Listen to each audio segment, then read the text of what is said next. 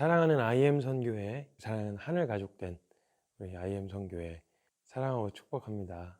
2021년 다니엘 기도회, 정말 주님이 하실 일이 기대가 됩니다.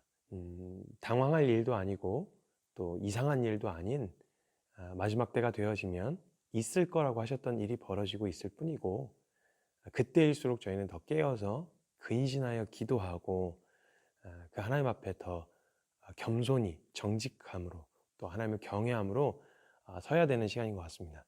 그래서 더욱 이번 다니엘 기도회가 기대가 되어집니다.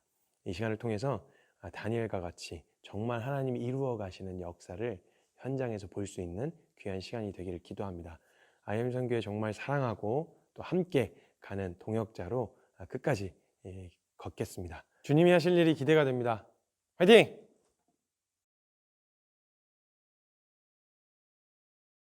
이번 말씀의 주제는 가르쳐 지켜 행하게 하라 라고 하는 말씀의 주제입니다. 가르쳐 지켜 행하게 하라. 먼저 오늘의 메인 본문 말씀을 먼저 한번 찾아보도록 하겠습니다. 말씀 주제는 가르쳐서 지켜 행하게 하라. 신명기 32장 말씀입니다. 신명기 32장 46절 말씀입니다. 이후에 본문 하나를 더 찾을 텐데요. 먼저 이건 한 목소리로 찾으신 줄로 알고 함께 읽도록 하겠습니다. 시작. 그들에게 이르되 내가 오늘 너희에게 증언한 모든 말을 너희 마음에 두고 너희의 자녀에게 명령하여 이 율법의 모든 말씀을 지켜 행하게 하라. 아멘. 신명기 11장인데요. 한 구절만 한 본문만 더 찾아볼 텐데요. 신명기 11장 1절에서 20절까지의 말씀입니다. 그래서 저희가 한 절씩 교독을 하도록 할 텐데요. 1절 읽겠습니다. 그런즉 너희 하나님 여호와를 사랑하여 그가 주신 책무와 법도와 규례와 명령을 항상 지키라.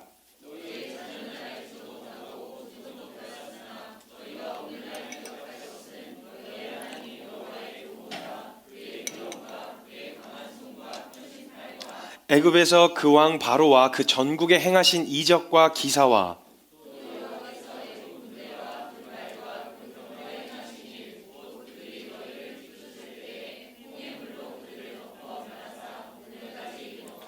또 너희가 이곳에 이르기까지 광야에서 너희에게 행하신 일과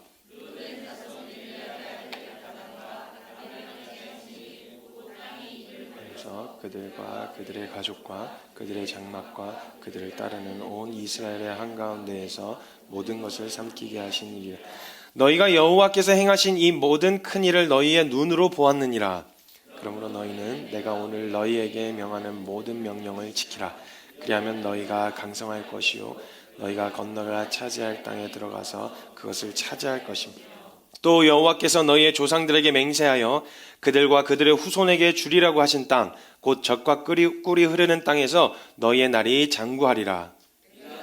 차지하려 하는 땅은 네가 나온 애굽 땅과 같지 아니하니 거기에서는 너희가 파종한 후에 발로 물 내기를 채소밭에 댐가 하였거니와 너희가 건너가서 차지할 땅은 산과 골짜기가 있어서 하늘에서 내리는 비를 흡수하는 땅이요 연초부터 연말까지 내 하나님 여호와의 눈이 항상 그 위에 있느니라.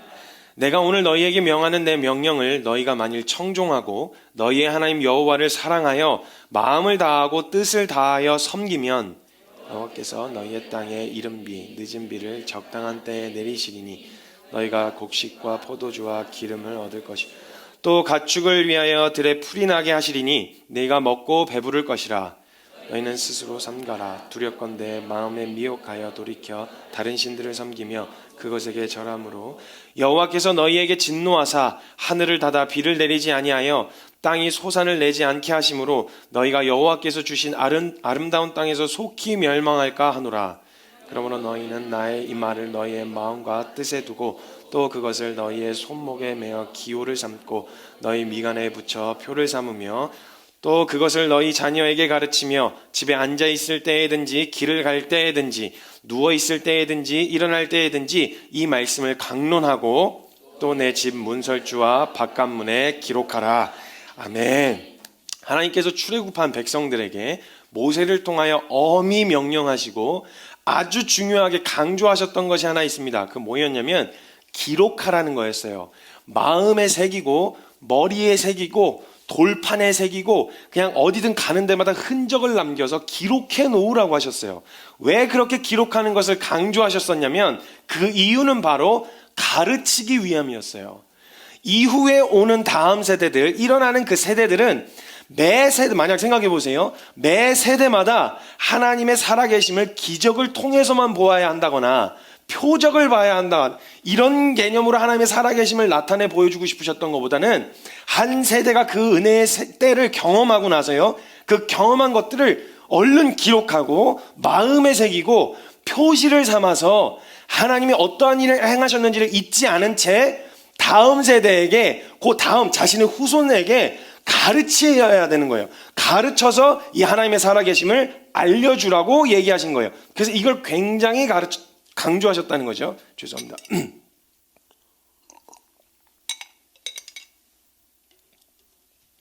꼭 기적을 봐야만 하는 게 아니에요. 꼭 표적을 보아야만 하는 게 아니라 하나님은요, 세대와 세대를 맞물려서 두셨는데 그 앞전 세대, 기성세대라고 표현하는 기성세대가 다음 세대에게, 하나님이 이 기성세대에게 마음껏 보여주시면요, 그 기성세대는 받은 은혜와 감격들을 잘 담아서 다음 세대에게 가르치고 그것으로 어렸을 때부터 양육하고, 그래서 세워나가는 그 세대는 이전에 기적을 보았던 세대하고 하나 다를 것 없는 동일한 믿음과 동일한 하나님의 살아계심을 경험한 그런 세대들이 일어나면 가나안 땅에 들어가도 문제없다, 이 얘기예요. 표적을 보지 못해서 애굽에서 일어났었던 그 놀라운 그 드라마틱한 기적들을 눈으로 본 적은 없고 귀로 들은 적도 없어요. 직접 경험한 적이 없어요. 그 광야 한복판에서 하늘에서 내리시는 만나를 먹어본 적도 없고 경험한 적도 없어요. 그런데 그 부모 세대가 자녀들, 가나안 땅에 들어가는 자녀들에게 기록되어진 것을 가르치고, 어려서부터 가르치고 그들에게 하나님의 살아계심을, 왜냐면 이 사람은 직접 봤으니까 확신이 있을 거 아니에요. 그 확신을 가지고 아이에게 가르치면 이 아이는 보지 못하였으나 믿는, 하나님이 가장 기뻐하시는 믿음을 소유한 세대로 일어날 수 있다는 거예요. 본즉 믿느냐, 보지 못하고 믿는 자가 복되도다 하셨던 하나님의 말씀대로 예수님이 도마에게 하셨던 말씀이에요. 보지 않았으나 가르침받고 배운 이 세대들이 동일한 본질, 동일한 농도의 믿음을 가지고 일어나는 그 세대가 가나안에서 살아가게 될 것이라는 거예요. 그 풍족하고 부유한 그 땅에서, 이 하나님이 약속하신 그 젖과 꿀이 흐르는 땅에서 하나님이 주신 것들을 마음껏 누리면서 살아가는 것이 가능하다는 거예요. 그러니까 이전 세대에게 가장 강조하셨던 게 뭐냐? 가르치라는 거예요. 가르쳐서 지켜 행하게 하라는 거예요. 지켜서 행하는 삶의 부재가 일어났다면 그 뭐가 부재가 일어난 거냐? 가르침의 부재가 일어났다는 거예요. 우리가 지켜서 행하는 삶으로 믿음의 삶을 걸어내는 이 믿음의 삶의 모습이 지금 최근에 부재가 일어났다면 그의 부재는 당연한 가장 근본적인 전제가 뭐냐면 가르치지 않았기 때문에 그런 부재가 나타났다는 거예요. 하나님의 말씀을 따라 행하는 세대가 너희가 올바르게 가르치기만 하면 너희가 보고 직접 따랐던 것처럼 말씀을 따라 행하는 세대가 일어나게 될 것이라고 주님이 약속하시고 말씀하셨다는 거예요. 만약 보고 배워서 따를 수 없는 거라면 하나님께서 매번 애굽에서 하셨던 것과 같이 매번 광야에서 하셨던 것처럼 하나님에게 우리에게도 지금 현재 우리에게도 동일하게 하셨을 거란 말이에요. 그런데 가르쳐 지켜서 행하라고 명령하셨다는 것은 가르치면 지켜 행하는 게 가능하다는 거죠. 근데 지켜 행하는 걸 안 하고 있다면 제대로 가르치지 않았던 얘기죠. 이걸 만약에 지켜 행하는 믿음의 삶의 부재가 지금 현재 일어났다면 그건 다른 데 문제가 있는 게 아니라 정확하게 본 대로 경험한 대로 가르치지 않았다라는 거예요. 지금 요즘에요, 자녀 교육의 이렇게 흐름을 보고 이렇게 트렌드를 보잖아요. 그러면요, 어떤 흐름으로 가고 있냐면 아이들의 의사 존중, 그리고 아이들의 자기 결정권, 요걸 최대한으로 존중하는 것이 요즘의 자녀 교육의 트렌드예요. 여기 있는 다음 세대들 긴장하지 마세요. 긴장하지 마세요. 이게 트렌드고 지금 이런 방향을 가지고 있어요. 그래서 아이들 자녀 교육하는 그런 프로그램을 보면요, 대부분 사람들에게 병려갖고 너무 좋은 아빠다, 너무 이렇게 하는 거 보면 아이들의 자기 결정권과 자기 의사, 요걸 굉장히 존중해주는 부모님들을 만나면 그런 영상들이 나오면 굉장히 좋아한단 말이에요. 맞아요. 한편 맞는 말이에요. 맞는 말인데, 왜냐면 부모가 가진 가치관이나 생각대로 아이를 좌지우지하려거나 이렇게 막 아이를 내 마음대로, 내 가치관대로 휘두르려고 하는 건 굉장히 위험한 일이에요. 그리고 그건 성경적이지 않아요. 그렇게 해서는 안 돼요. 그런데 이 이야기에서 우리가 한 가지 놓치고 있는 게 있는데요. 아이들은요, 태어나서부터 기준을 가지고 태어나지 않아요. 기준을 갖고 태어나는 게 아니에요. 아이들은요, 보고, 듣고, 경험하면서 배워요. 반드시 무엇인가로부터 배워야 돼요. 그냥 자기 기준을 갖고 태어나는 게 아니에요. 자기만의 기준을 만들어 가지 않아요. 반드시 무엇인가로부터 영향을 받고요. 그것으로 인해 교육을 받고요. 그것으로 인해서 기준이 생겨요. 그래서 이 아이들의 자기 스스로 그 배운 것을 토대로 기준이 형성되는 거예요. 그런데 만약에 아이들에게 명확하고 가장 옳다고 하는 그 기준을 제시하지 않은 채 아이들의 의사결정권을 존중한다, 자기 결정권을 존중한다, 이건 말이 안 되는 얘기. 이건 내치겠다는 거예요, 아이들을. 이건요, 아이들을 가르치는 부모의 권한을 포기하겠다는 말과 같은 말이에요. 아이들은요, 자기 스스로 알아갈 수가 없어요. 반드시 무엇인가로부터 혹은 누군가로부터 배워야 알 수 있다는 거예요. 그래서 태어나서부터 모든 것이 걷는 것부터 시작해서 먹는 거, 입는 거, 이 모든 걸 다 배우죠. 자기 혼자 태어나서 알아서 자기가 응애하고 태어나가지고 기저귀 갑자기 지가 갈아입고 기어갖고 분유 타먹고 이러지 않아요. 다 하나부터 열까지 가르쳐줘야 돼요. 오른손으로 잡는 거야, 왼손으로 잡는 거야. 이렇게 처음 시도할 때 어떻게 배웠느냐에 따라서 이 아이가 왼손잡이가 되기도 하고요, 오른손잡이가 되기도 한다고요. 아이들은 자기가 난 왼손으로 먹을 거야, 이래서 자기 결정권으로 결정한 게 아니라 자주 노출되어졌던 환경, 왼손으로 집는데 그걸 내버려 뒀다든지, 그러니까 이걸 습관이 돼서 교육이 된 거란 말이에요. 아이들은 반드시 배워야 된단 말이에요. 스스로 알아가는 게 아니라는 거예요. 근데 그 기준을 알고도 자신이 선택하는 것을 존중하겠다는 것과 가르치지 않은 무책임하고는 전혀 다른 이야기라는 거예요. 가르쳤는데도 불구하고 자기가 저는 이 가르침과 이 가르침 사이에서 이걸 따르겠습니다라고 하는 결정한 것을 존중하는 것과 내가 교육하지 않고 내가 가르치지 않겠다, 누구나 아무나 가르쳐라 얘를, 이런 식으로 내던진 무책임하고는 전혀 다른 이야기라는 거예요. 이건 옳고 그름의 기준이 되는 가치와 마땅히 가르쳐야 할 것을 가르치고 나서 그 기준 안에서 살아가는 삶에 대하여 존중하는 것과, 가르치는 것 없이, 요즘 우리가 포스트 모더니즘을 살아간다고 말하는데 요즘 자라는 아이들에게 너가 생각하는 것이 답이야, 너가 결정한 게 옳은 거야, 그게 답이야 라고 말하는 무책임하고는 전혀 다른 이야기라는 거예요. 존중과 무책임은 구별하셔야 된단 말이에요. 기억하세요. 아이들은요, 다음 세대는 반드시 무엇인가로부터 혹은 누군가로부터 반드시 교육을 받아야 돼요. 배울 수밖에 없어요. 근데 지금 잘 생각해 보세요. 이 아이들을 교육하는 교육의 주도권을 지금 누가 쥐고 있는지, 이 가르침의 주도권을 과연 누가 갖고 있냐는 거예요.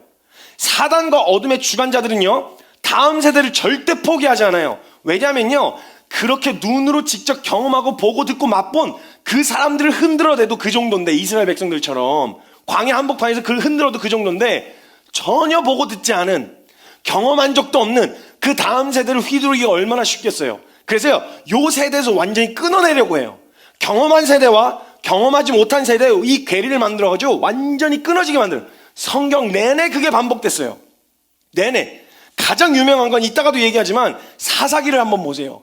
그 가나안에 들어가 입성하면서 그 주님이 가나안에 들어가서까지 그 모든 전쟁을 다 승리로 이기게 하신, 무슨 전술이 있나 뭐가 있나 아무것도 없는데 주님이 친히 이기게 하신 이 모든 것까지 경험한 이 세대가 가니까 듣지도 보지도 못한 세대들이 일어나서 왕이 없어서 각자 자기의 소견에 옳은 대로 행하였더라. 사단은요, 절대 다음 세대 포기 안 해요. 다음 세대를 포기하지 않는다는 증거를 뭘로 하냐면요, 가르치기를 포기하지 않아요. 이를 악물고 다음 세대를 세속의 가치와 이 어둠의 주관자들이 흔들어대가지고 이 모든 교육을 통해서든 뭘 통해서든 이 아이들을 무조건적으로 자신의 가르침 안에다 둬야 돼요. 왜냐면 그래야 영향력을 행사할 수 있거든요. 사단과 어둠의 주관자들은 다음 세대를 포기하려고 하지 않아요. 정확하게 눈으로 보고 경험한 사람을 흔들기는 쉽지가 않죠. 적어도 이스라엘 백성들이 광야에서 보고 나서 하나님 없다는 소리 못할 거 아니에요. 하나님 없다는 소리 못한단 말이에요. 그래서 보고 들은 것이 없는 세대를 공략하려고 하지 않겠냐는 거죠. 세상은요, 어둠의 주관자들이 지배하고 있는 세상의 세속적 가치는요, 교육을 포기한 적이 없어요. 한 번도 교육을 포기한 적이 없어요. 여러분, 대한민국만 해도 4대 국민의 의무가 있습니다. 납세, 교육, 국방, 노동. 네, 4대 의무가 있어요. 교육의 의무 교육이에요. 반드시 교육을 받아야 돼요. 그 의무를 교육을 받는데 세상은 어떻게든 이 교육의 주도권을 빼앗기지 않으려고 해요. 그래서 무슨 일을 하든지요, 여러분 일을 하든지 뭐 하든지 반드시 저거 하는 시간 있잖아요. 그 교육하는 시간이. 그죠? 일을 실무에 들어가기 전에 실무 교육을 한단 말이에요. 카페에서 알바만 해도요, 카페 알바하려면 교육을 해야 돼요. 요거 가르쳐요. 반드시 가르쳐야만 그게 가능해지거든요. 그러니까 그 나라 국민의 정체성을 갖게 되어지는 게 교육을 통해서 이루어지기 때문에 어떻게든 이 교육의 주도권을 빼앗기지 않으려고 한다는 거예요. 그런데 문제가 뭐냐? 우리가 너무 쉽게 그 교육의 가르침의 주도권을 너무 넘겨버리는 거예요. 쉽게. 그냥 울렁 넘겨버리는 거예요. 아이들이 어떻게 생겨나고 무슨 기준이 어떻게 생기는 거냐? 교육을 받고 그 정보들이 쌓여서 거기서 옳고 그름을 분별한단 말이에요. 근데 가르치질 않고 가르침을 그냥 내어줘 버려서 어디서 계속 영향을 받아왔겠어요, 아이들이. 다음 세대가 어디서 영향을 가장 많이 받겠어요? 어디에 시간을 가장 많이 들여요? 어디에 가장 많이 노출되어 있어요? 가르침을 그냥 내어 던져놓는 거예요. 교육을 아무나 이 아이를 가르쳐 주세요 이러고 내놓는 거랑 똑같은 거예요, 지금. 우리가 가르치지 않았다고 해서요, 아이들은 자신 스스로만의 길을 찾지 않아요. 반드시 누군가 가르치는 자들의 가르침을 받게 되어 있다는 거예요. 누군가로부터 배운다는 거죠. 그러면 우리 다음 세대들이 무엇으로부터 배우고 있는지 아시나요? 어디서 영향을 받고 있는지, 무엇의 교육을 받고 있는지, 그 교육은 지금 어떤지, 단지 그 아이들이 잘 먹고 잘 살려면 이 교육을 이수해야 돼 말고 그 아이들이 지금 뭘 배우고 있는지 아시나요? 어떤 가치관이 심겨지고 있는지 아시냐는 거예요. 제가요, 고민을 하다가 왜 이렇게 청년들이 교회를 떠나나, 왜 이렇게 다음 세대들이 맥이 없나, 이걸 제가 찾다가요, 발견하다가 제가 너무 긴급한 마음을 주셔서, 그래서 제가 지금 오늘 모여서 이 말씀을 함께 나누려고 하는 거예요. 이런 교육의 한복판에서요, 아이들이 배우고 있어요. 이 말은 방금 말씀드렸던 것처럼 공교육을 부정하거나 공교육을 시키지 말자는 말이 아니에요.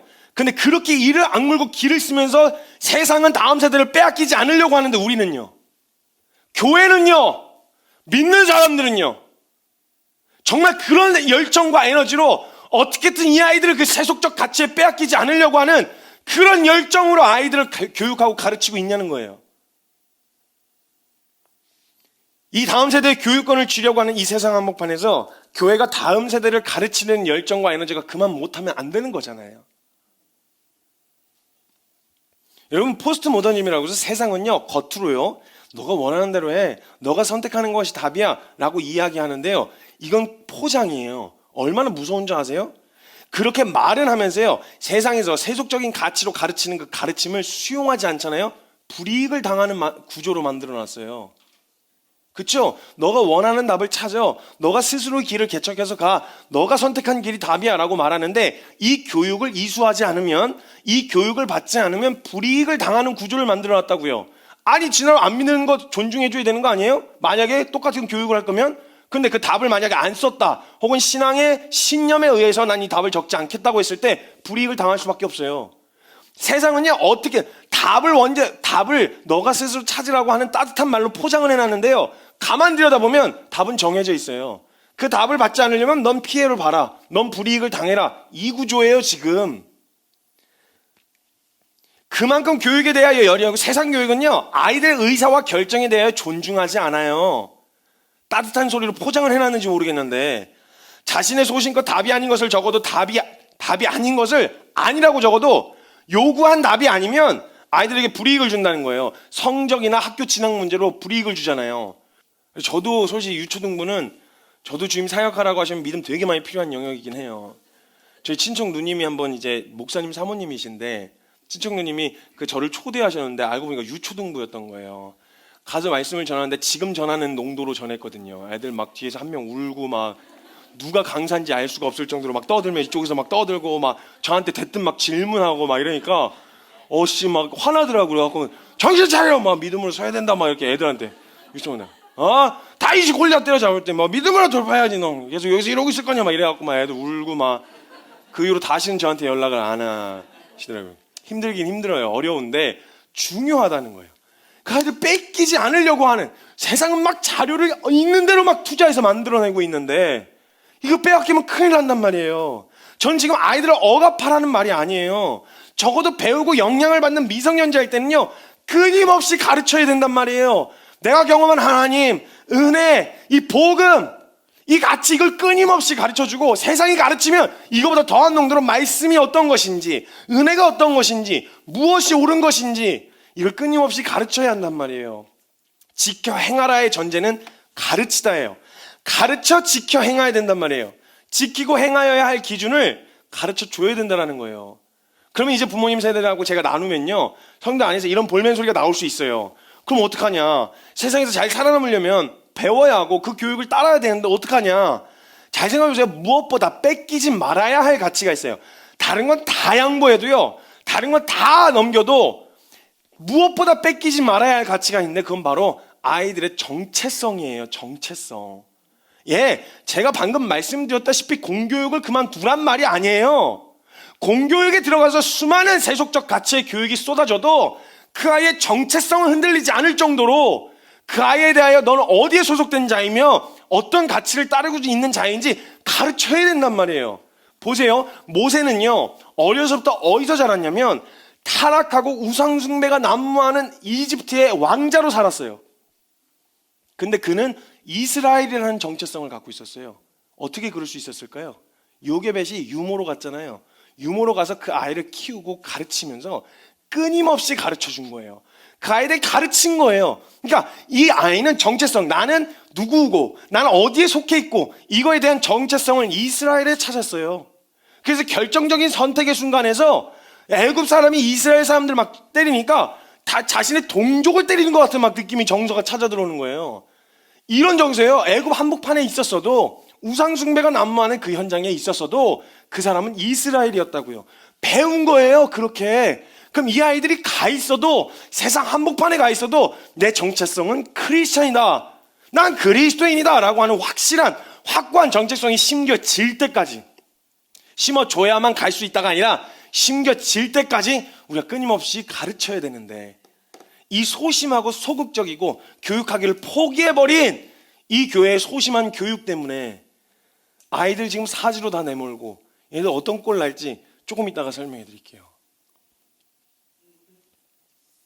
세상 한복판에서 보내서 흔들리지 않는 진리를 붙들며 그 한복판에서 살게 하려면요, 그들이 세상이 아이들을 교육하는 열심보다 더한 열심으로, 시간 싸움에서는 어쩔 수 없죠. 근데 그 짧은 시간이라도 집중해서 진짜 붙들고 물고 늘어져야 된다는 거예요. 매달려야 된다는 거예요. 그럼 또 이런 말이 나올 수도 있어요. 시간이 없어요. 지금 그럴 여력과 형편과 실력이 되지 않는다. 성경은요, 우리가 가르치는 게 아니에요. 성령 하나님이 친히 가르치시는 거세요. 그럼 아이들 데리고 성령 하나님이 친히 가르치시는 말씀의 자리는 같이 가야죠. 같이 가야 될 거야. 알아서 봐, 성경 알아서. 나도 잘 몰라도 상관없어요. 성경은 주님이 가르치신다니까요. 말씀을 일깨우시는 건요, 탁월한 설교자나 누군가에 의해서 배우는 게 아니에요. 그 심령을 일깨우고 인생을 뒤집어내는 이 말씀의 능력은 성령 하나님이 친히 하시는 거예요. 저는 그냥 돕는 거고, 말씀을 가르치는 사람들은 돕는 것뿐이고, 그분들이 진짜 그 인생이 변하는 건 주님이 하시는 일이란 말이에요. 그럼 손잡고, 아이들 손잡고 같이 말씀 앞에 앉아야죠. 주님이 이 아이 가르치시라고 함께 읽어내려 가야죠. 그 정도의 시간도 없을까요, 우리가? 한 장이라도, 이 말씀 가운데 하나님 우리에게 무슨 말씀을 하시려나 손에 손잡고 같이 앉아서 한 장은 읽어야죠. 하나님이 우리가 이런 마음의 중심과 태도를 준비하고 말씀 앞에 나아가면요, 성령 하나님께서 각자의 수준에 맞는, 각 사람에게 맞는 수준으로 말씀하신다니까요. 굳이 막 이렇게 신학자처럼 알 필요가 뭐 있어요? 그 사람이 아는 거랑 내가 아는 거랑 양이 달라도 믿음의 질을 보시는 분이시잖아요. 한 구절을 믿어도 제대로 믿었으면 66권 다 알고 믿는 믿음과 전혀 다를 게 없다니까요. 이 얘기 말씀드렸잖아요. 3살 꼬맹이가 저보다 어리고 약하다고 해서 3살짜리의 생명이 불완전한 건 아니잖아요. 3살은 3살로서 완전해요. 전 제 나이로서 완전한 거고요. 동일하게 우리의 믿음도 성경을 66권까지 다 알지 못했으나 한 구절을 알아도 제대로 알고 믿은 그 믿음은 신학자가 다 알고 믿은 믿음하고 전혀 다를 게 없는 동일한 믿음으로 주님이 보신다고요. 그럼 그 각자의 수준에 맞게 가르치시는 하나님의 말씀 앞에 같이 함께 알아가면 되는 거잖아요. 그것을 신뢰함으로 함께 말씀 앞에 나아가야 된다는 그런 태도로 서면서 어떤 전문적인 기관에 위탁이 될 수도 있는 거죠. 저도 알고 있어요. 어찌 부모가 태권도도 가르치고 피아노도 가르치고 영어도 가르치고 수학도 가르칠 수 있겠어요. 만약 그게 안 되면 아이들을 위탁하잖아요. 수학을 가르치는 곳에, 태권도를 가르치는 곳에. 그게 해야 된다는 걸 저도 알고 있어요. 다 할 수 없다는 걸 알고 있어요. 그런데 한 가지는 점검하셔야 될 거예요. 자, 그 위탁을 해서 전문적인 기관에서 아이들이 훈련을 받았다고 치죠. 근데 어느 날 이 세속적인 가치와 하나님 나라의 가치가 충돌을 일으켰을 때 부모님에게 있어 우선순위는 뭔가요? 무엇을 우선순위로 하시겠나요? 하실 건가요? 제가 교회에서 사역하는 목회자님들, 젊은 목회자님들 이야기를 많이 듣지만요, 제일 사역하기가 힘든 시기가 언제냐면 시험 기간. 이때는 눈치를 봐야 된대요. 조금만 말씀이 늦게 끝났다, 바로 전화 온대요. 바로 생각이 있는 거냐 없는 거냐, 그냥 지금 시험 기간 이게 얼마나 중요한 건지 뭐 아냐 모르냐 이러면서 바로 연락이 온대요. 무섭대요. 그 선택의 기로 앞에 놓여진다면 뭘 선택하실 건가요? 우선순위는 뭔지 찝고 가셔야 된다는 거예요. 하나님 나라의 가치와 세속의 가치가 충돌을 일으켰을 때 부모의 우선순위가 어디에 있느냐에 따라서 아이는 뭐에 더 우선순위를 둬야 되는지를 배워요. 그 선택의 기로 앞에서요. 이럴 때는 믿어도 요걸 선택하는 거구나. 이게 우선이구나. 이걸 배운다고요. 여러분 정말 아이들이 그 가르침, 진리라고 하는 하나님 나라의 가치를 따라, 그 가르침을 따라 불이익을 감수하고서라도 하나님 나라의 가치를 딱 선택하려고 할 때 여러분 정말 박수 쳐주실 수 있나요? 우리 이런 마음으로 준비돼야 돼요. 다음 세대들이 세속적인 가치와 주님이 길을 여세요. 주님이 일을 하신다고요. 그런 걸음으로 걷는 인생 절대 실패 안 해요. 성공과 실패가 사람들이 말하는 성공과 실패의 기준이 아니지만 그런 인생 안 망한다고요. 그 정도 믿음은 갖고 가야 될 거 아니에요. 아이들이 정말 믿음으로 저 진짜 이런 상황에서 이걸 선택해야 되는 거, 사람들은 다 이걸 선택하라고 말하지만요, 저는 하나님 아버지 앞에서 제 양심, 신앙의 양심이 그렇게 할 수가 없어서 저 오늘 이걸 선택했어요 라고 말하면 잘했다, 잘했어, 주님이 정말 기뻐하실 거야, 주님 반드시 이것에 대한 순종에 대한 영광을 보여주실 거야, 같이 박수 쳐줄 수 있어야죠. 교회가 그런 분위기가 되어야죠. 다른 곳에서는 몰라도 아이들이 세상에서 믿음으로 쌓아갈 땐 사람들이 다 이해 못하고 다 무식한 무모한 걸음을 걷는 것 같고 손가락질 받아도 그 아이들이 그 걸음을 갖다가 교회에 오면 정말 잘했어, 주님이 기뻐하실 거야, 주님이 이 걸음 지켜주실 거야, 교회에서만큼은 격려받아야죠 이 삶을. 그런데 교회에 모여서도 야 그렇게까지 하지마, 그렇게까지 믿지마, 그렇게까지 사는 건 무모한 거야. 아이들이 여기에서까지 그런 얘기를 들으면 도대체 그 용기를 어디서 얻어요? 그 믿음을 살고자 하는 용기와 격려를 어디서 받냐고요? 지지해줘야죠. 무식해 보이고 실수처럼 보여도 그렇게 걸은 걸음은 절대 망하지 않아. 좀 서툴었던 것 같아 보이긴 해. 수정해줄 건 수정해주고 조금 더 지혜롭게 결정해야 될 부분이 있긴 있어. 근데 너 마음의 중심이 하나님 앞에 서고 싶었던 거라면 잘했어. 주님이 걸으면 아주 지혜롭게 이것을 통해서 널 가르치실 거고 인도해 주실 거야. 잘했어. 여기서만큼은 격려받아야죠.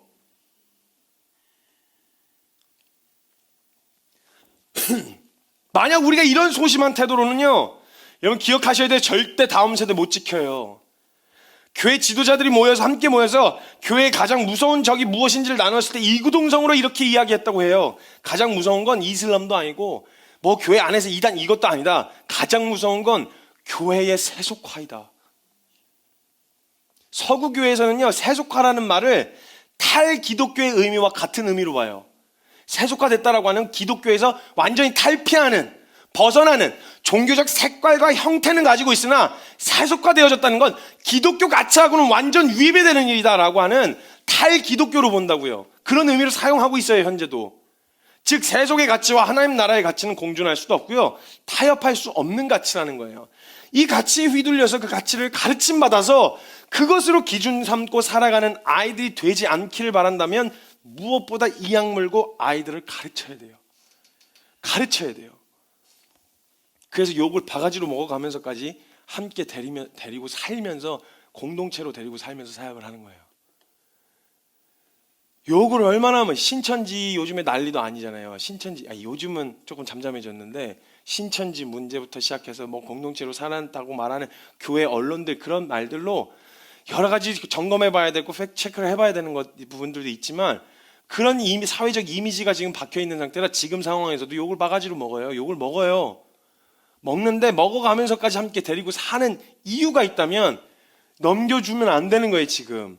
그래서 같이 데리고 와서 훈련을 시작하면서 제일 먼저 해야 되고 가장 오래 걸리는 게 뭔지 아세요? 시간이 가장 오래 걸리는 게 이미 배워버린, 이미 몸에 배워버린, 배우고 몸에 배워버린 이 세속적 가치를 벗겨내고요. 이 가치들로 인해서 생기게 된 하나님을 향한 오해를 벗겨내는 게 가장 오래 걸려요. 제 청년 시기에 시작해도 이게 가장 오래 걸려요. 세상으로 갈 때 가더라도 보냄을 받더라도 제대로는 배워야 되잖아요. 하나님 살아계신 것과 하나님이 어떠한 분이신지 오해함 없는 순전한 태도로 주님 앞에 서서 나갈 때 나가더라도 가르쳐 줘야 되잖아요. 가르쳤는데도 불구하고 결국 내 원함과 내 정욕을 쫓아 살기로 결정했다. 이건 제 손을 떠난 거죠. 어떻게 할 수는 없죠. 그런데 어쩔 수 없겠지만 확실하게는 들려줘야 되잖아요. 그래서 주님이 에스겔서 33장에 그렇게 말씀하신 거예요. 너 성벽에 있는 파수꾼들아, 너 저기 쳐들어오는 걸 보고 뿌 하고 불어줬는데도 얘네들이 정신을 못 차려서 그 칼에 맞아 죽으면 그들의 죄값으로 죽은 거고 그들의 피값을 너에게 책임을 묻지 않겠다.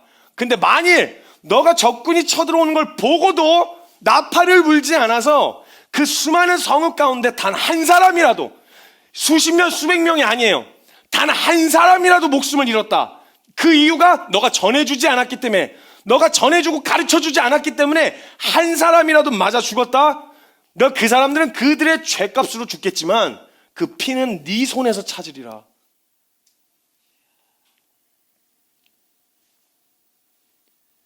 확실하게 들려줘야 된다는 거예요. 청년들과 다음 세대 섬기면서 지금 상황에서 제일 많이 듣고 많이들 의논되어지는 주제가 하나 있는데 그게 뭐냐면 청년들과 청소년들이 교회를 떠나고 있다는 거예요. 이건 예전부터 들어오셨죠. 청년들과 청소년들이 교회를 떠나고 있다. 그리고 그 이유를 말할 때 가장 큰 이유를 뭐라고 드냐면 교회의 타락을 들어요. 교회의 타락이요. 기독교가 타락했다는 거예요. 그래서 교육자들과 교회에서 일어나는 수많은 문제들이 그 교회 청년들을 낙심하게 했고, 그래서 청소년들과 청년들이 교회를 떠난다는 거예요. 목회자로부터 상처를 받고 교회를 떠난다.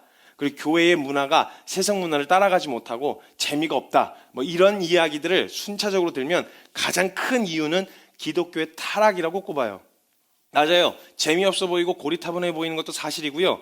그런 문제들이 일어나고 있는 게 맞아요. 그리고 그런 문제들은요, 충분히 우리의 마음을 낙심케 하는 것도 분명하고 저마저도 두렵게 만드는 영역이 맞아요. 그런데 이건요, 근본적인 이유가 아니에요. 이건 부수적인 이유예요. 청소년들이 교회를 떠나는 건요, 교회가 다음 세대를 가르치기를 포기했기 때문에 떠나는 거예요. 안 가르치는 것은 아니지만 적당한 타협점 안에서 세속의 가치와 기독교적 가치를 같이 둘 수 있는 타협점을 찾아가고 가르치니까 여기서는 이걸 완전히 배제하라고 가르치거든요. 이걸 완전히 배제하라고 가르치는데 여긴 적극적으로 막 목숨 걸고 뛰어드는데 여기는 그것도 수용하고 이것도 수용하는 이런 소심한 이런 가르침, 이런 안 가르치는 건 아닌데 이런 적당한 타협점 안에서 소심한 교육으로 인해서요, 세상에서 세속적 가치를 배우기 시작했고요. 다음 세대가 결국은 그 세속적 가치와 교회의 가치가 충돌을 일으켰을 때 자신이 더 많은 시간 배워온, 더 많은 시간 노출이 되어 온 그 가치를 선택해 떠나는 거예요. 우리가 가르침을 포기하지 않았으면요, 어떤 일이 일어났을지 한번 보세요. 뭐 문제가 생기고 상처를 받아서 교회를 떠났다? 한번 생각해 보세요. 여러분, 집이 어질러져 있습니다. 집이 딱 들어갔는데 내 집이에요. 띡 하고 들어갔는데 집이 어질러져 있어요. 무슨 생각을 하시나요? 치울 생각을 하시겠죠. 집이 너무 더럽다. 이사 가야 되겠어. 집을 옮겨야 되겠어. 집 바꿔, 집 팔고 옮기자. 이런 생각 안 하시죠? 집이 어질러져 있으면 내 집이란 생각이 들면요, 치울 생각을 하지 이사 갈 생각 안 해요. 교회가 만약 그 아이들의 정체성이 난 크리스찬이라는 생각을 갖고 있었으면요, 그걸 어려서부터 배우고 자라왔으면요, 내 교회이기 때문에 문제가 생겨도요 바꾸고 개혁해야죠. 당연히 그걸 내쁘자는 말이 아니에요. 당연히 수정되어져야 되고 당연히 하나님 앞에서 책임하고 돌이키는 이런 일들이 일어나야죠. 근데 앞장서서 돌이키자고, 말씀 앞에서 제대로 서자고 이렇게 해야 되는 게 정상 아니에요? 신천지하고 제가 맞닥뜨렸을 때 그 얘기를 했다니까요. 신천지하고 제가 얘기하는데 그 피켓 두고 서 있을 때 신천지가 와가지고 저한테 얘기하는 거예요. 한기총이 자기에게 무슨 짓을 했는 줄 아냐? 한국 기독교총회가 자기에게 그걸 제가 어떻게 알아요? 얘기를 안 했는데. 모른다 그랬죠. 무슨 짓을 했는데요? 그랬더니 자기를 감금하고 막 폭행을 했다는 거예요. 돈을 갈취하고 목사님한테 자기를 막 폭행하고 막 이랬다는 거예요. 그래서 뭔가 조금 너무 과장한 느낌이, MSG를 너무 쳤다는 느낌이 좀 들었는데, 근데 그게 사실일 수도 있다. 그래, 그거는 죄송하다. 내가 죄송할 일은 아니지만 그건 당연히 바뀌어야 되고 그렇다. 그러면 생각을 해봐라. 지금 이 얘기를 들으면서 아니, 옮길 생각이 아니라 바꿀 생각을 해야지, 새로운 무언가를 만들어낼 생각을 하지 말아야 되지 않냐. 그 사람들이 그래서 예수가 그리스도다. 이 사람들이 예수님이 그리스도를 믿는 사람들이니까 이렇게 살아야 돼가 아니라 우리가 그런 형편없는 놈들이라서 우리로서는 그게 안 돼서 그래서 예수가 더 그리스도여야 한다. 그럼 오직 예수 그리스도를 더 외칠 일이지, 지금 나와서 이만희 이러고 있을 일이 아니지 않냐. 말이 안 되는 이야기인 거예요. 이건 부수적인 이유예요, 여러분. 근본적인 이유가 아니에요. 그러면 교회에서 그런 일 안 일어나면 올 것 같으세요? 아니에요. 변명거리 중 하나예요. 결국은 세속적 가르침이 좋아 따라서기로 결정한 거예요, 그냥. 근데 거기에 교회의 책임이 있다면 가르치지 않은 거고.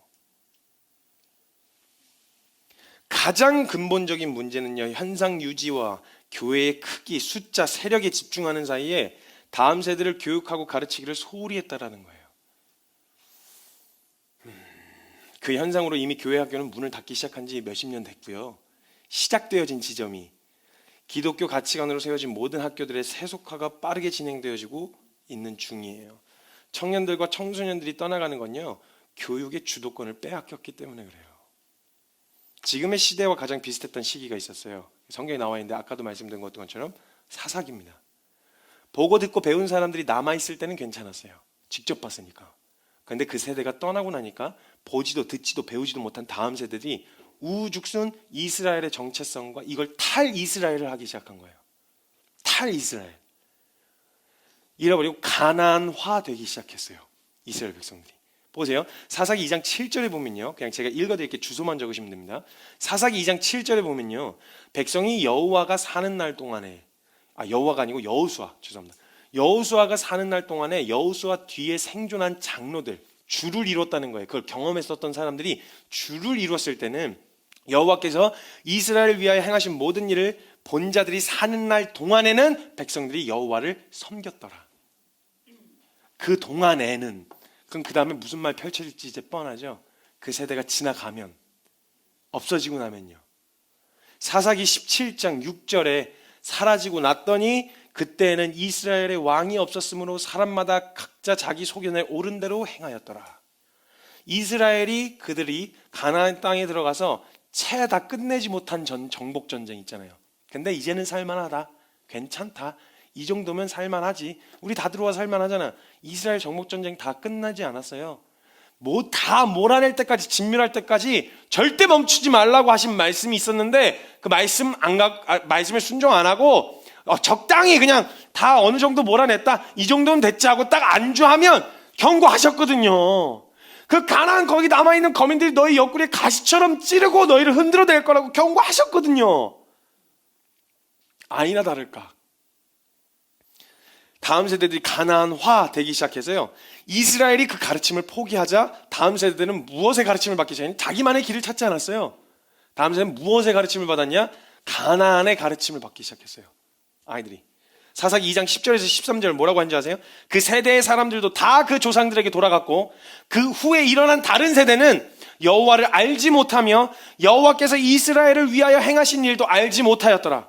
이스라엘 자손이 여호와의 목전에 악을 행하여 뭘 했냐? 하나님을 떠났으니까 이제 새로운 걸 찾았냐? 아니요. 가나안 땅에서 하던 짓을 고스란히 배워서 해요. 바알을 섬기며 애굽 땅에서 그들을 인도하여 내신 그들의 조상들의 하나님 여호와를 버리고 다른 신들, 뭐 새로운 거 창조해냈냐? 아니에요. 곧 그들 주위에 있는 가나안 주변에 그 땅에 그래서 그렇게 없애라고 이야기를 했는데 그 주위에 있는 백성의 신들을 따라 가나안 백성들의 신들을 따라 그들에게 절하며 여호와를 진노하시게 하였으되 곧 그들이 여호와를 버리고 바알과 아스타롯을 섬겼으므로. 이게 사사기예요. 왕이 없어서 각자 속이는 옳은 대로 행하였으니 그럼 왕이 있었으면 괜찮았을까요? 왕정시대는 좀 달랐어요? 왕정시대 때도 우상숭배하다가 망했거든요. 무슨 우상숭배했어요? 바알과 아세라였어요. 이 전통과 이걸 그대로 납습해가지고 반복되는 우상숭배, 계속 그 가르침을 받는 거예요. 사사기부터 시작해서 왕정시대에 이르기까지 이스라엘이 하나님을 반역하는 역사가 이어졌는데요, 그 반역하는 역사를 새로 쓴 게 아니에요. 굉장히 창의적인 방법으로 반역한 게 아니고요, 다 했던 대로. 지금 뭔가 다른 것 같으시죠? 아니요, 문명만 발전했지 하는 짓도 똑같아요. 그 가나안의 타락한 우상숭배의 문화를 고스란히 보고 듣고 배워서 바알과 아스타롯을 섬겼다는 거예요. 그래서 그토록 신명기 내내, 신명기 모세가 내내 이야기했던 게 혹시라도 애굽에서 건져내신 하나님과 광야에서 어떻게 먹이시고 입히셨는지, 어떻게 인도하셨으며 가나안에서의 그 모든 전쟁, 너희가 취하기만 하면 다 승리할 수 있는 그 모든 전쟁을 승리로 이끌어내신 하나님을 제발 잊지 않도록 제발 가르쳐라. 가르쳐야 돼 이거. 안 그러면 또 하나님을 알지도 못하는 다른 세대들이 일어나게 될 거야. 가르쳐야 돼. 경고하셨단 말이에요. 신명기 20장 18절에 이는 그들이 그 신들에게 행하는 모든 가증한 일을 너희에게 가르쳐 본받게 하여서 너희가 너희의 하나님 여호와께 범죄할까 함이니라. 이거 사사기 들어가기 전에 신명기 20장이 먼저 경고하셨던 얘기예요. 너 이거 그대로 내버려두면, 거기 다 진멸하기까지 몰아내지 않으면 그들이 그 신들에게 행하는 모든 가증한 일을 너희에게 가르칠 거라는 거예요. 본받게 할 거라는 거예요. 그래서 너희 하나님 여호와께 범죄하게 될 거라는 거예요. 청년들과 청소년이 떠나가는 것과 교회에 매갈이 없어 보이는 청년들의 헌신율, 이거 요즘 시대가 지나서 청년들이 열정이 없다고요? 아니요, 열정 충만해요. 제가 대전에 말씀 전하러 내려가는데 4시간 넘게 걸리는 거예요. 처음부터 시작해서 가는 내내 막혀요. 그리고 이거 왜 이렇게 다 놀러 가나. 그래서 제가 강의를 마치고 제가 좀 늦게 끝나면 배가 출출해가지고 배고파서 편의점이나 뭐 식당이나 들어가서 밥 한 끼 먹어야 되겠다. 그래서 강의를 마치고 숙소에서 나와서 강의를 하는데 애들이 다 줄 서 있는 거예요. 길게. 요 건물에서 줄 이만큼, 요 건물에서 줄 이만큼, 저 건물에서 줄 이만큼. 그래서 나는 맛집인가 보다. 그래가지고 나도 거기 가서 먹고 싶다 이래가지고 거기 이렇게 얼쩔얼쩔거리면서 주위에 둘러봤어요. 뭐인 줄 아세요? 클럽이에요, 클럽. 지금 요거 며칠 전이에요, 며칠 전. 헌팅 포차. 그래서 제가 밥을 먹으러 시장에 들어갔어요. 그래서 앉아가지고 애들이 막 줄 서서 제가 신기하게 쳐다보니까 아우 난리도 아니죠, 코로나인데. 그래서 아니 저 이렇게 많이 이렇게 괜찮아요, 영업해도 괜찮아요? 지방은 다 풀렸대요. 지방은 다 풀렸대요. 그럼 저기 저렇게 많이들 다 나온 거예요? 그랬더니 아니에요. 저기 있는 사람들 대전 사람들 아니에요. 서울에서 원정 온 거예요. 원정으로 클럽을 갔어요, 애들이. 그래서 그렇게 내려가는 길이 왜 그렇게 막혔나 했더니 서울은 여기 수도권은 10시면 문 닫아야 되잖아요. 거기 밤새도록 놀 수 있으니까 거기 가가지고 줄 서가지고 11시가 넘었는데 100m 넘는 줄에 거기 서가지고 애들이 뭐 거기서 막 밖에서 나오는 음악에 춤을 추고 있더라고요. 열정이 없다고요? 열정과 에너지가 없다고요? 원정을 가더라고요, 원정을. 교회가 멀어서 못 가요, 뭐 시간이 어쩌고 해서 무슨 이런 거짓말이 어디 있어요? 변명이에요, 그거.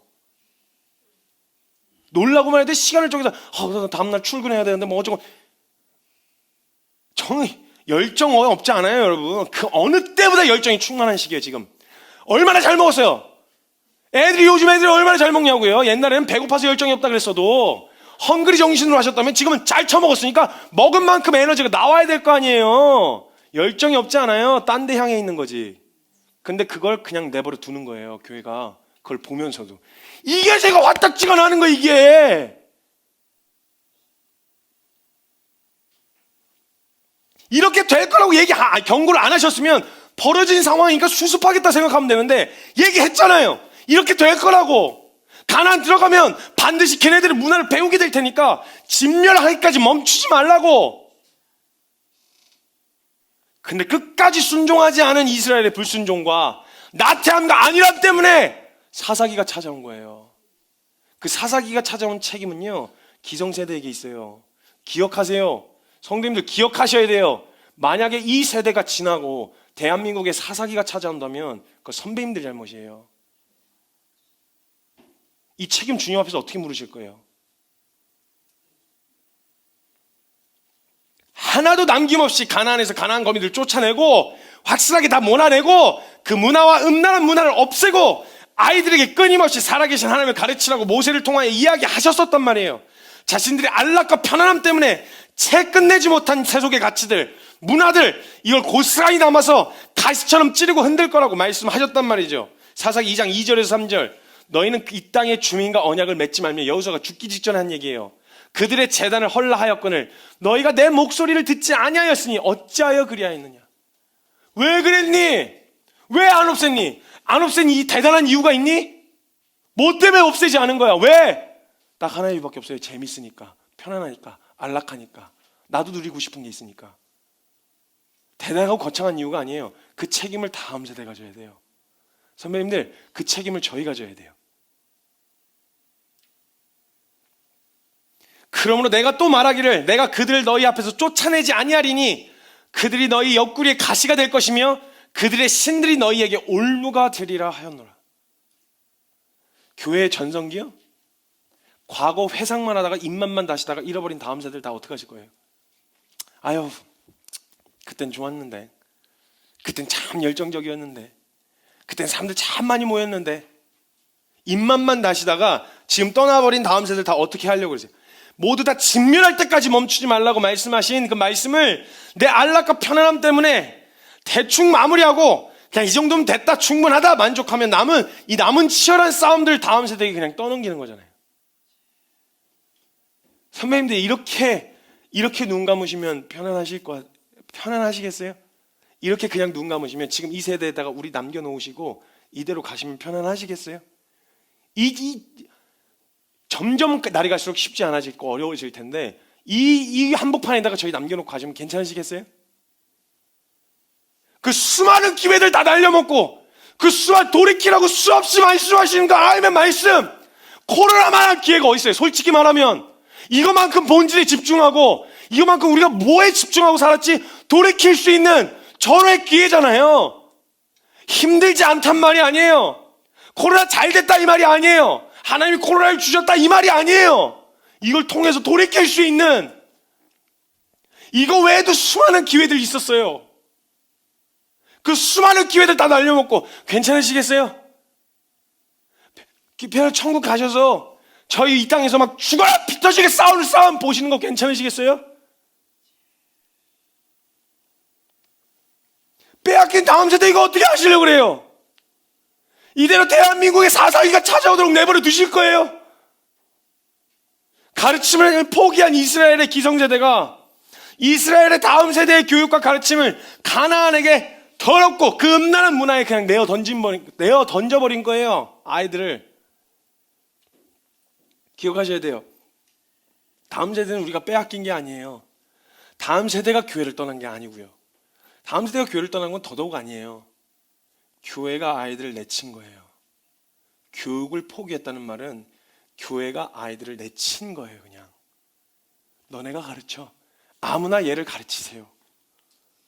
난 포기했습니다. 난 안 가르쳐요.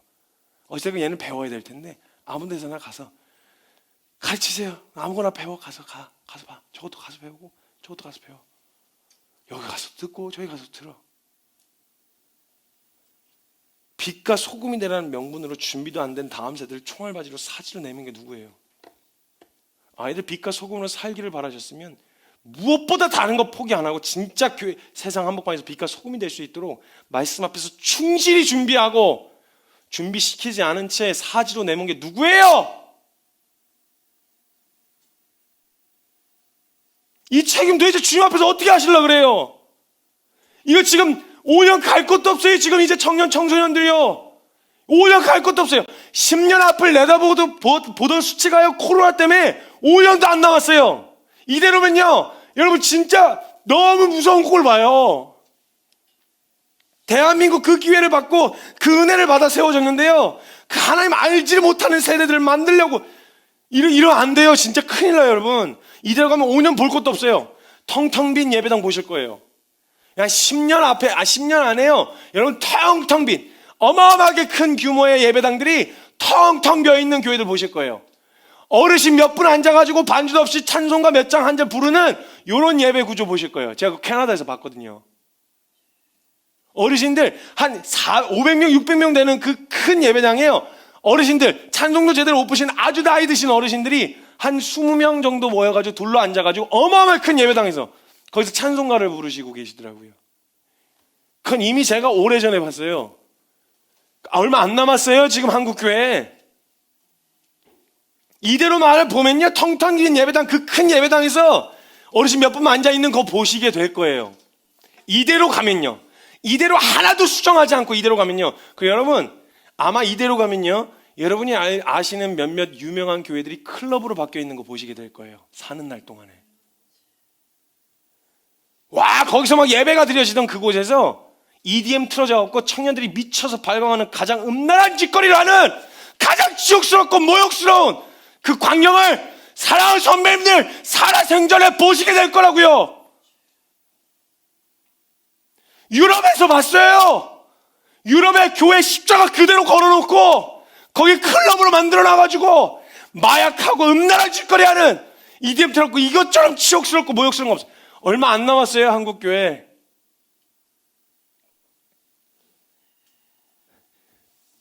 음란함을 완전 욕보이는 꼴 볼 수도 있어요. 세상은 포기하지 않았는데 어떻게 우리가 포기할 수 있어요? 아마도 이런 걱정이 되실 수도 있어요. 신앙교육을 시키려다가도 망설여지는 것. 다른 교육은 정보 전달과 지식 전달만 하면 되는데 신앙의 영역은 삶의 모습으로 드러나야 되기 때문에 말 안 하는 게 말만 하게 되어지는 것 같아서 두려움으로 느껴지기도 해요. 삶의 전반적인 모습 자체가 가정 안에서 드러나기 때문에 당당하게 자식에게 하나님의 살아계심과 증인된 삶을 보여줄 수 없을 것만 같아서 두려워 망설이게 되는 것도 있어요. 알아요, 어떤 정서인지. 저도 느껴요. 가장 힘든 게 가족들 앞에서 말씀 전하는 거잖아요. 어려운 거 안다고요. 근데요, 이게 세대와 세대를 맞물려 놓으시고 가정 안에 두신 하나님의 계획이란 마음이 들었어요. 제한 없고 그냥 알아서 해라 편안하게 안락한 삶에서는요, 절대 우리의 영적인 삶을 발전시킬 수 없어요.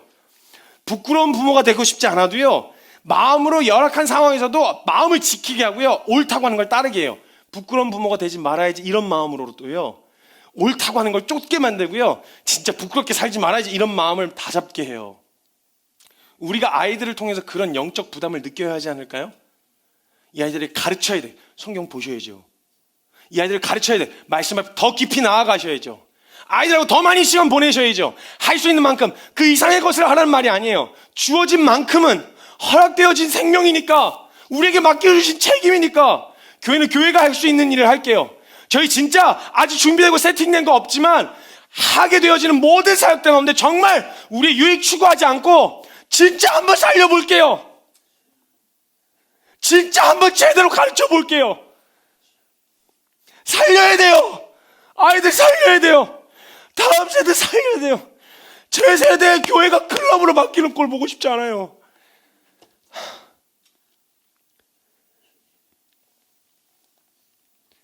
서로 함께 말씀 앞에 세워져 가면서요, 세워져 가기 위해서 힘써 싸우고 격려하고 독려하는 게 가정 공동체가 되어야 되고요, 그게 교회가 되어야 돼요. 사랑하는 여러분, 치열한 싸움터에서 돌아와서 그곳에서 믿음을 지켰던 은혜들, 그 은혜들을 함께 나눌 수 있는 가정이 되어진다면요, 돌아다니면서 봤지만요, 제가 봐도요, 청소년들, 청년들은요, 완성된 모습을 보고 싶은 게 아니에요. 완성된 사람의 모습을 보면요, 오히려 질려서 못 가요. 주기철 목사님 존경은 하는데 그렇게 살려면 괜찮으시겠어요? 안 되잖아요. 아이들은요, 바로 앞걸음을 보고 배워요. 바로 앞에 있는 발자국 보고 가요. 멋있는 대단한 이런 모습이 아니고요, 힘겹게 걸었는데 다음 세대 올 때 보라고, 길 잃어버리지 말라고, 우리 선배님들이 힘겹게 한 발자국 디뎌놓은 그 발자국을 한 걸음 옮기면 다음 세대는 멀리 보고 가는 게 아니라요, 그 선배님들 한 걸음 보고 걸어요. 그 선배님들이 똥통 빠지면 그 쫓아가던 사람 다 애들 똥통 빠지는 거예요. 완성된 사람이 아니라 바로 앞서가는 증인의 걸은 발자국이요, 그걸 보고 가는 거예요. 오늘 한 걸음만 걸으시면 돼요. 말씀 따라서 한 걸음만요. 많이 기대하는 것도 아니에요. 딱 한 걸음만. 오늘 주신 말씀에 엄마가, 아빠가 이 말씀 한번 지켜보려고 오늘 이렇게 몸부림쳐봤어. 딱 한 걸음이요. 그 한 걸음 쫓아가는 거예요. 그 한 걸음을 쫓아 걸을 수 있도록 세속적과 타협하지 않고 오늘 한 걸음을 걸으면 그 한 걸음 우리 다음 세대가 쫓아올 거라는 거예요. 사랑하는 여러분, 우리가 포기하면 안 돼요. 다른 사람들은 다 포기해도 우리는 포기하면 안 돼요. 다음 세대 지켜내야 돼요. 빼앗기지 않은, 아직 남아있는 교회에 있는 다음 세대 지켜내야 되고요, 그리고 빼앗긴 애들 다시 되찾아와야 돼요. 이거 정말 우리가 포기하면요, 정말 사사기가 올 수도 있어요. 정말 여러분 살아생전에 사사기를 목격하시게 되실 수도 있어요. 이대로 하시면 안 돼요. 저희도 준비할 수 있는 만큼 최대한으로 준비할 거예요. 할 수 있는 만큼 할 거예요. 교회가 할 수 있는 일을 할게요. 다음 세대를 위해서 저희가 진짜 다른 거 말이야, 정말 다음 세대를 어떻게 하면 이 복음 앞에 설 수 있을까, 어떻게 하면 이 말씀으로 양육할 수 있을까 만들어 볼게요. 할 수 있는 만큼 개척한 지 얼마 안 돼서 아직 어떻게 될지 잘 서툴고 모자라지만 마음 하나는 그런 마음으로 저희가 다음 세대 지켜낼게요. 그러니까 같이 서주셔야 돼요. 같이 한 걸음 걸어야 돼요. 다음 세대 진짜 살리기 위해서. 그래도 경험하셨잖아요. 7, 80년대 그 영광 보셨잖아요. 그것까지 아니어도 돼요. 그렇게까지 막 교회 전성기 보고 싶은 거 아니에요. 그렇게까지는 아니어도 청년들과 다음 세대를 다 떠나버린 텅텅 빈 예배당은 보고 싶지 않아요. 지켜내야 돼요. 그런 마음으로 함께 걸어주셨으면 좋겠습니다. 시간 같이 함께 기도합시다.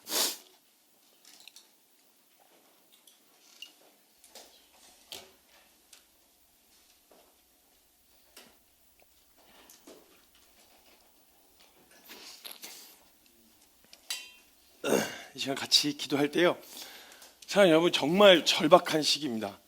이 타이밍 만약 놓치면요, 정말 이 시기 놓치면요 정말 큰일 나요. 진짜 한국교회요, 정말 상상도 하고 싶지 않았던 그 일들이 바로 코앞까지 놓여져 있어요. 아이들 가는데 이상하다, 이거 내가 초등학교나 중학교 때 수준으로 알아듣던 말씀을 못 알아들어요. 이해를 못해요. 용어 자체가 너무 생소하고 몰라서 못 알아들어요. 이대로 놓치면 안 돼요. 여러분 진짜 큰일 나요. 다음 세대 이대로 놓치면 언제까지 살게 하실지 모르는데, 우리를 언제까지 살게 하실지 모르지만 우리 때의 사설이 보면 안 되잖아요.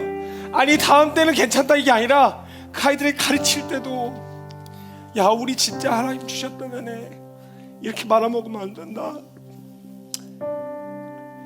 우리 아이들 살려야 된다. 선배님들 경험하셨던 그 70년대 80년대 교회 풍은요 저희 못 봤어요. 십자가만 꽂아놔도 사람들 막 벌떼같이 몰리던 그거요, 저희는 못 봤어요. 모른다고요. 그 시기에 하나님이 살아계시지 않고서는 설명이 안 되는 그 불가능한 일들 수없이 일어났었던 그거요, 저희는 몰라요. 모른단 말이에요. 적당히 먹고 살만해지니까, 이제는 편안하고 안락해졌으니까 포기하면 안 돼요. 저희한테 그거 들려주셔야죠.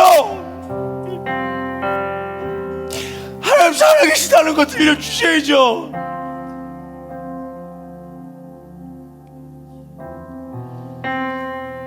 그 수많은 기회들을 보고 직접 경험한 우리 선배들 책임이 있으시잖아요. 우리 못 봤다고요. 가르쳐주지 않으면 모른다고요.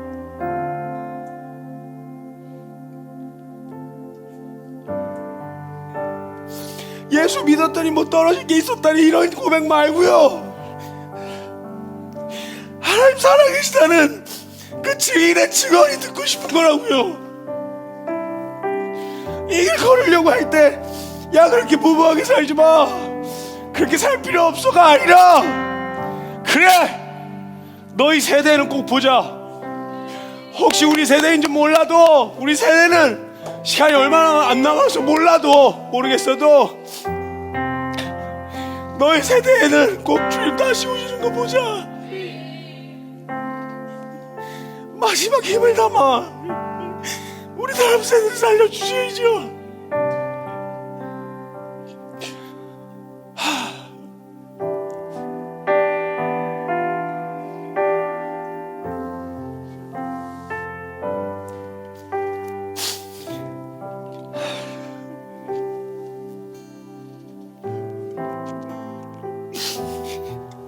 사랑하는 선배님들, 여러분 간절하게 지금까지 받으셨던 모든 은혜, 정말 사도 바울이 고백했던 것처럼 내가 내 동족 이스라엘을 위해서 내가 그리스도에서 끊어질지라도 원하는 바로라.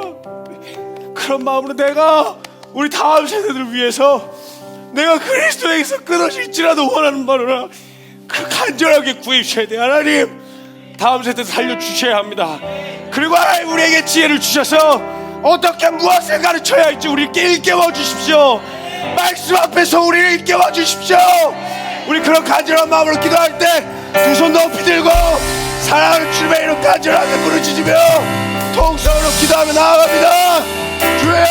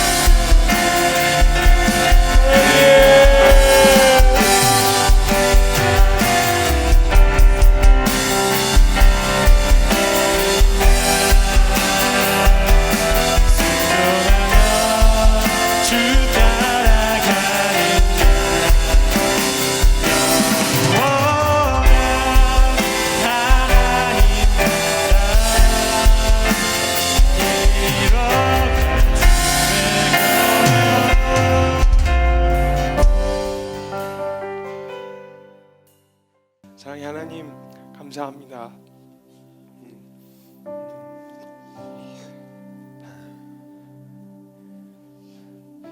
하나님, 우리를 포기하지 않아 주셔서 감사합니다. 하나님, 잃어버린 우리 다음 세대를 하나님 다시 되찾아오겠습니다.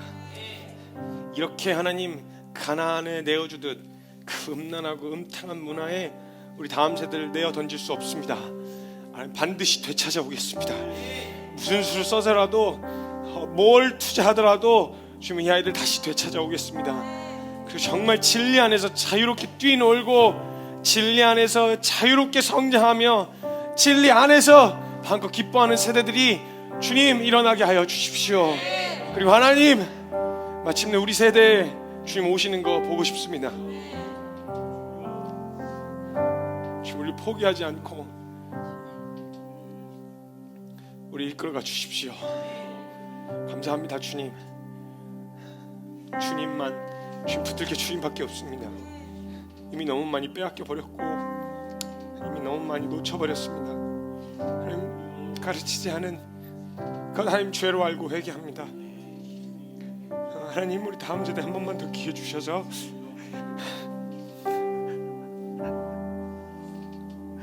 하나님, 우리 다음 세대 한 번만 더 기회 주셔서 하나님, 교회가 부흥하는 그런 하나님 그런 전성기는 바라지 않습니다. 정말 하나님 경외하는, 하나님 경외하기를 기뻐하는 새벽 이슬 같은 청년들이 열방을 향해서 마음껏 뛰쳐나가고 주님께 즐거이 헌신하는 그 일을 하나님 가능케 하여 주십시오. 감사합니다. 주님, 기도하겠습니다. 끊임없이 기도하겠습니다. 되찾아올 때까지 기도하겠습니다. 가르치기를 포기하지 않겠습니다. 우리가 배운 만큼, 깨닫게 해주신 만큼 청년들에게 외치겠습니다. 다음 세대에게 외치겠습니다. 주님, 회복시켜 주십시오. 주님, 약속하셨던 대로 나의 백성이 스스로 겸비하고 악한 길에서 떠나서 나에게 기도하면 그것을 듣고 그 땅을 고치겠다고 약속해 주셨습니다. 그 말씀을 의지하여 구하오니 주님, 그 악한 길에서 우리가 먼저 떠나 겸비하여 엎드립니다. 엎드리고 두 손 들고 주 옆에 기도하오니 주님, 이 땅 고쳐주십시오. 다음 세대 회복시켜 주십시오. 이 말씀 붙들고 계속해서 기도하며 나아가겠습니다. 주님, 주님 찬양합니다. 주님 홀로 영광 받아 주시옵소서. 감사드리며 살아계신 우리 구주 예수 그리스도의 이름으로 감사하며 기도드리옵나이다. 아멘.